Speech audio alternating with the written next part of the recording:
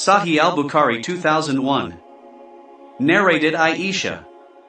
Allah's Messenger ordered the Muslims to fast on the day of Ashura, and when fasting in the month of Ramadan was prescribed, it became optional for one to fast on that day, Ashura, or not. Sahih al-Bukhari 2002. Narrated Aisha. Quraysh used to fast on the day of Ashura in the pre-Islamic period, and Allah's Messenger, too, used to fast on that day. When he came to Medina, he fasted on that day and ordered others to fast, too. Later, when the fasting of the month of Ramadan was prescribed, he gave up fasting on the day of Ashura and it became optional for one to fast on it or not. Sahih al-Bukhari 2003. Narrated Humayd bin Abdur Rahman. That he heard Muawiyah bin Abi Sufyan on the day of Ashura during the year he performed the Hajj, saying on the pulpit, "O the people of Medina! Where are your religious scholars? I heard Allah's apostle saying, this is the day of Ashura. Allah has not enjoined its fasting on you, but I am fasting it. You have the choice either to fast or not to fast on this day." Sahih al-Bukhari 2004. Narrated Ibn Abbas.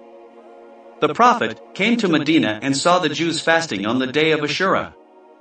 He asked them about that.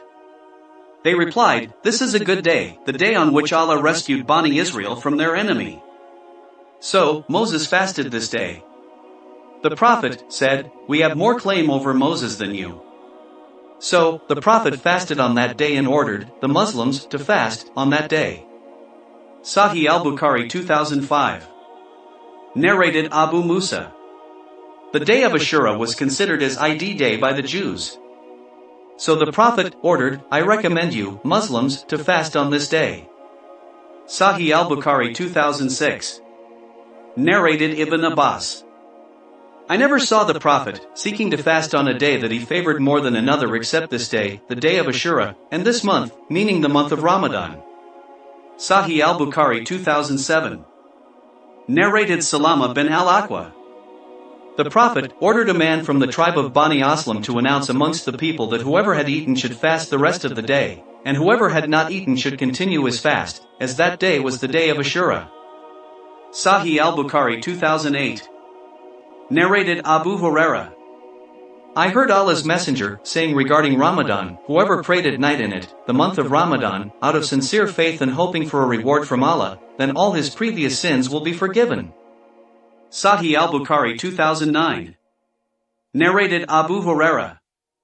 Allah's Messenger said, whoever prayed at night the whole month of Ramadan out of sincere faith and hoping for a reward from Allah, then all his previous sins will be forgiven. Ibn Shihab, a sub-narrator, said, Allah's Messenger died and the people continued observing that, i.e. Nawafil offered individually, not in congregation, and it remained as it was during the caliphate of Abu Bakr and in the early days of Umar's caliphate.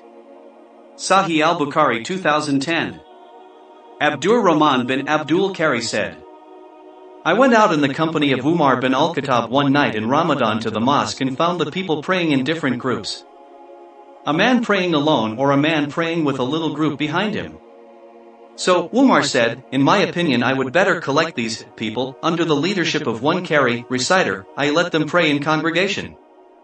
So, he made up his mind to congregate them behind Ubay bin Kabi. Then on another night I went again in his company and the people were praying behind their reciter. On that, Umar remarked, what an excellent bid'ah, i.e. innovation in religion, this is, but the prayer which they do not perform, but sleep at its time is better than the one they are offering.